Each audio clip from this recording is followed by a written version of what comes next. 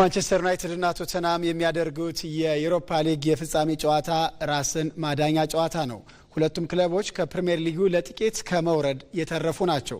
ይህ ደግሞ ክለቦቹ ሻምፒዮን ሆነው ድክመታቸውን በመሸፈን የተቺዎችን አፍ ዝም የሚያሰኙበት ጨዋታም ይሆናል። አሸናፊ ቡድን ነው ይህንን ማድረግ የሚችለው። ለዚህ ደግሞ የዩሮፓ ሊግ የፍጻሜ ጨዋታ ከወዲሁ እንዲጠበቅ አድርጎታል። አዲስ የሸዋስ ተጨማሪ ዘገባ አዘጋጅቷል።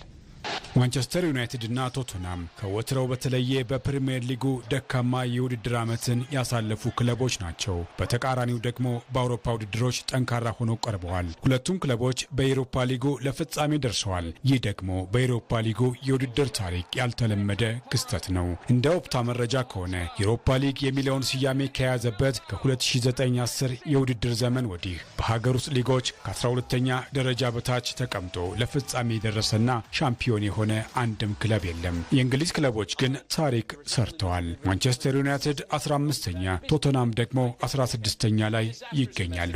ይህ ማለት በዩሮፓ ሊግ ታሪክ ከደረጃ በታች ያሉ ክለቦች ሻምፒዮን ይሆናሉ። በ2023 ሲቪያ በስፔን ላሊጋው 12ኛ ደረጃ ላይ ተቀምጦ ዩሮፓ ሊጉን ሻምፒዮን የሆነ ብቸኛው ክለብ ነው። በአንድም በሌላ 15ኛ ወይም 16ኛ ደረጃ ላይ የተቀመጠው ክለብ ዩሮፓ ሊጉን ሻምፒዮን ሊሆን ግድ ሆኗል። ይህን የደካሞችን የፍጻሜ ፍልሚያ ቢቢሲ ታይታኒክ ጦርነት ሲል ገልጾታል። ምክንያቱም ራስን ለማዳን የሚደረግ ጦርነት በመሆኑ ሁለቱ ክለቦች እንደ ዛሬው ቀን ሳይጥላቸው ባለፉት ዓመታት በፕሪሚየር ሊጉ ጠንካራ ተፎካካሪ ነበሩ። እርግጥ ቶተንሃም ሆትስፐር የፕሪሚየር ሊጉን ዋንጫ ካነሳ 61 ዓመት ሆኖታል። ከአውሮፓ ውድድሮች ዋንጫ ጋር ከተገናኘም 4 አስርተ ዓመታት አልፈውታል።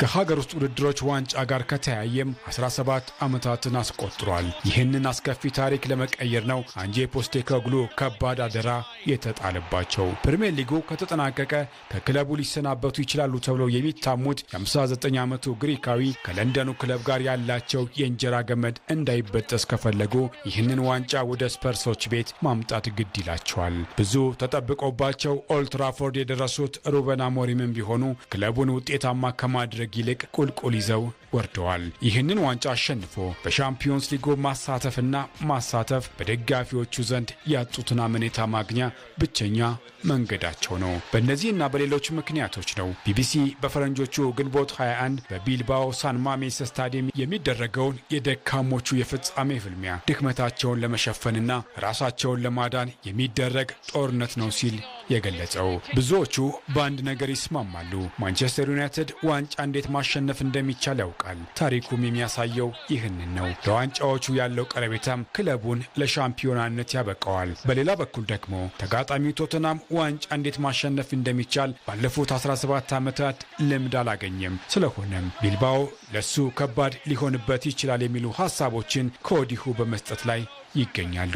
የዋንጫ ታሪካቸው ይህንን ያሳይ እንጂ የዚህ ዓመት የእርስ በርስ ግንኙነታቸው የሚያሳየው ተቃራኒውን ነው። በዚህ ዓመት በ3 አጋጣሚዎች የተገናኙት ክለቦቹ ቶተንሃም በ3ቱም አሸንፏል። የቶተንሃም የዚህ ዓመት የበላይነትና የማንቸስተር ዩናይትድ የዋንጫ ልምድ ጨዋታውን ከወዲሁ እንዲጠበቅ አድርጎታል። ኦፕታ ማንቸስተር ዩናይትድን 50.7 በመቶውን ሻምፒዮን የመሆን ትንበያውን አስቀምጧል።